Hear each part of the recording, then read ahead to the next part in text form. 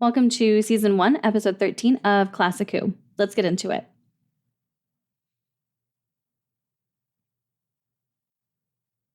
Brink of disaster. That sounds good. Oh yeah, I forgot that's where we left off. So it is Ian. I thought it was one of the girls.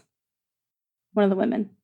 Well, help him. Help him? You saw him? You saw what he tried to do? But now he's fainted, just like Susan did. She didn't faint, Joe. Oh, what does it matter? Matter, young lady. He very nearly tried to strangle me. He fainted. Why would you think Susan didn't? Why would you not believe him? Something terrible's happening to all of us. Not to me. Nothing's happened to me.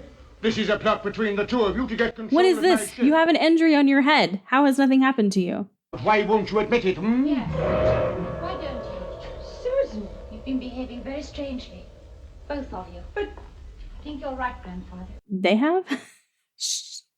Susan's acting the strangest out of everyone. For heaven's sake, wake up, Ian. Ian, help me. Is that his robe or his underwear? Either way, he is showing a lot of leg. Don't touch it, Doctor!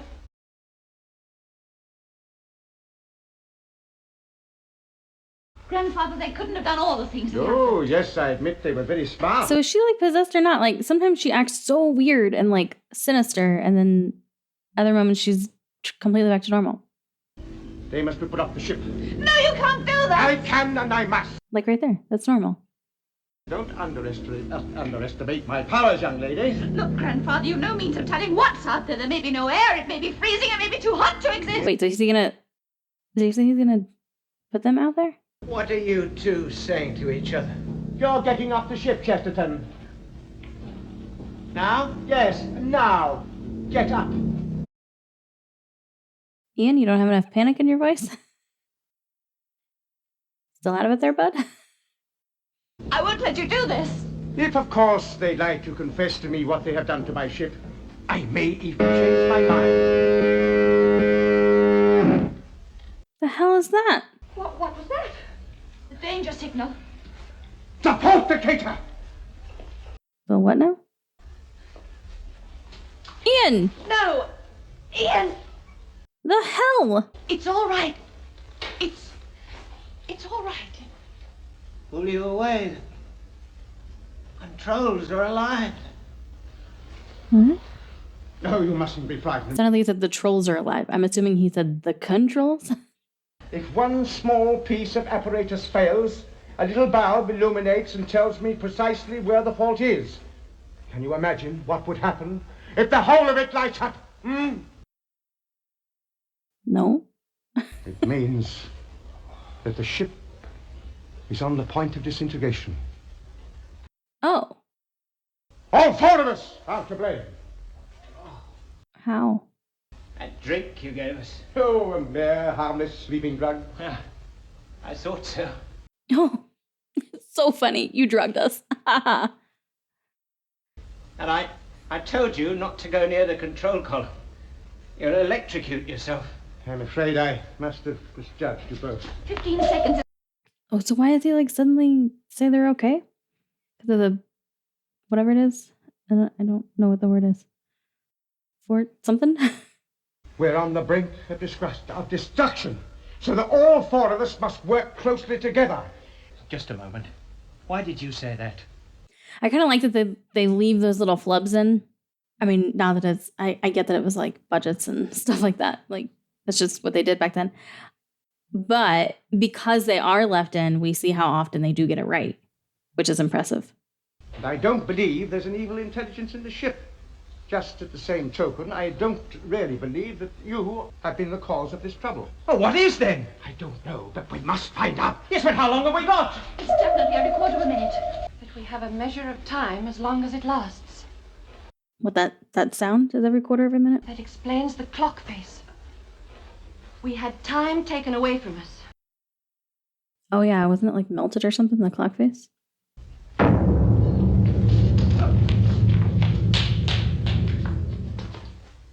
Isn't that what happened at the beginning of the part one? The column! It's impossible. They use that word so much. keep on using that word. I do not think it means what you think it means. You see, when the column rises, it proves the extent of the power thrust. Okay. Then what would have happened if the column had come out completely? Well, the power would be free to escape. So the Can it column... be possible, then, that this is the end? The end? What are you talking about? The end of what? The column went down, though. It didn't go up. 10 minutes? What? As little as that? Where the hell are you getting that number from? If only I had a clue. Did you say a crew? He's got 3 people right there. I think perhaps we've been given nothing else but clues. Oh, a clue. Okay, that makes sense. Like the food machine, you mean? Yes. It registered empty, but it wasn't. It? What do you mean? My machine can't think. Yeah, it can. Of course, maybe this is when we, learn that, I guess. Originally, the machine wasn't at fault. We were. And it's been trying to tell us so ever since. A machine that can think for itself? Yes. It's hits a little too close to home right at the moment, considering, Google's AI is becoming self-aware. Awesome. You say the power is under this column. Yes?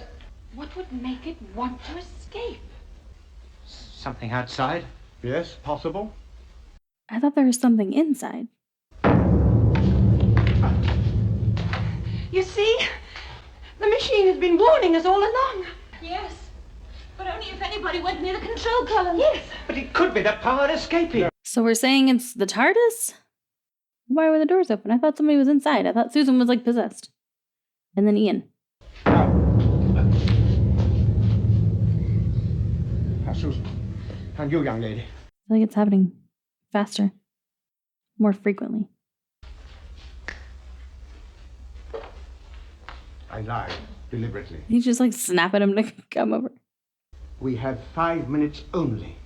When the end does come, they won't know anything about it. So they only have 5 minutes instead of 10. What are you two talking about? Nothing. The weather. Yes, we must solve this problem, you know. We must. Yep, we should get right on that. That picture's back. Oh, the lights. And now the door. Is there a sequence to it? Whenever there's a good picture, the door's open because it's safe for us to go outside. And then it shows us a terrible picture and the doors close again. So it is all connected. It is a sequence. Oh yeah, with the moon looking thing. It's our journey. And the ship refused to destroy itself. Yes. The defense mechanism stopped the ship and it's been trying to tell us so ever since.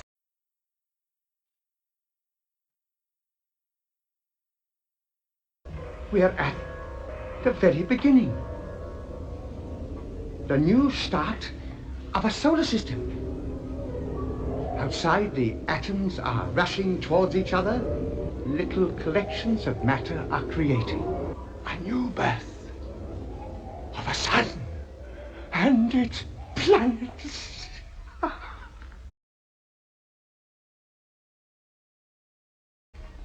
Doctor, where are we? I had hoped to reach your planet Earth. I used the fast return switch. The fast return switch. You've sent us back too far. Doctor, show me. Show me that switch. Where is it? I'm sort of following what's happening. Now, look, there's the switch. But how does it work? Well, you merely press it down and...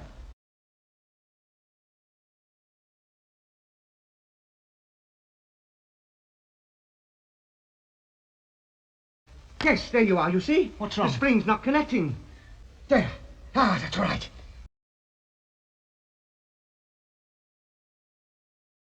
I thought that part of the controls wasn't safe. The console, whatever it is. The one that he reached over and touched. But all the lights are back on. Are you sure? How? What happened? It was the switch. It was still in place. You see, there's a little spring inside it, and it was stuck.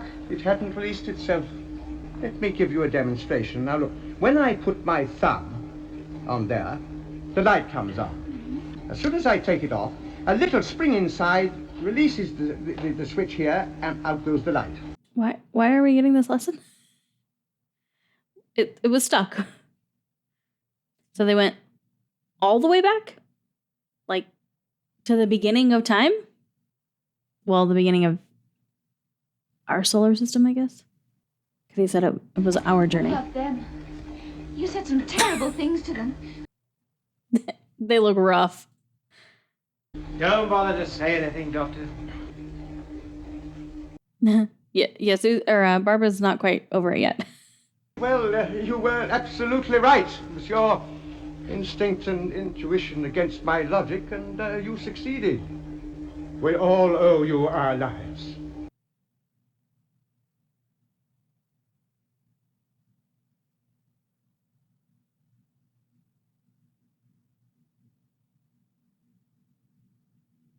Okay.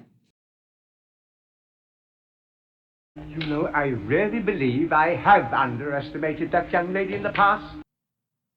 You think? We've landed on a planet and the air is good, but it's rather cold outside. Susan told me. Yes, you haven't forgiven me, have you? Because you haven't actually apologized. Yes, I suppose it's the injustice that's upsetting you, and when I made a threat to put you off the ship, it must have affected you very deeply. Yeah, that wasn't great. Oh, by the way, Susan has left you some wearing apparel. It's a cute outfit. Finally. Yes, she gave me these. Yes, I think they're rather charming. We must look after you, you know. You're very valuable. They've had her in some weird clothes. Yes.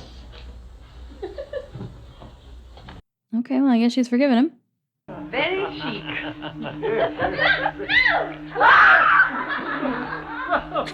Well, I think they're absolutely splendid, Chesterton. Yes, it suits you. He looks like Sherlock Holmes. I guess I've never actually seen it, but... Grandmother! Look! Look at this huge footprint! Must be made by a giant. All right, let's load up.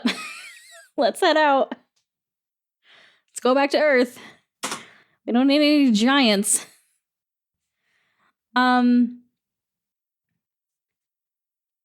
I actually am a little disappointed with how that ended. I was pretty into it in the first one, like when I thought that it was like this thing that got on the ship and was kind of like taking over people, and it was this, other like force or whatever causing all of this. It was just the TARDIS. Maybe I just don't quite understand the explanation there at the end. So they went all the way back to the beginning of the solar system, I'm assuming, because the what was it? Fast return was stuck down. So they returned all the way back. And a solar system being born, basically like being formed, was enough of a magnetic pull to get the energy of the TARDIS out. So that's what was causing all the issues on the ship. But like, how? I mean, Susan was literally going to stab people. Ian was strangling them. What does that have to do with the TARDIS? I don't, and like, why only one part of the console worked and then all the rest like made him, what was it with the neck pain? And like then made him pass out? I don't know. I just feel like I feel like the explanation we got wasn't quite enough of an explanation. And that's a little bit of a letdown. Like, it was some good build up in part 1 for not much payoff, I don't think, in part 2. But it was only a 2-parter, so. I mean, it was still an entertaining episode. I was really into the idea of it being this force on this planet that, that came in and was like taking over people. Also, though, I am kind of glad that we had this thing where it was more like, maybe it wasn't an outside force. I mean, I guess technically it was, because the TARDIS is an outside force, and like the energy in it, but it wasn't like an actual like alien creature doing something. It was, it was more them. They were all turning on each other. Okay, except for Barbara. Why wasn't she affected? That's another one. We never got an explanation for that either. Everyone else was affected by it in some way except for Barbara. Because the doctor... Well, I guess the doctor really only passed out in the beginning. And everyone did then, including Barbara.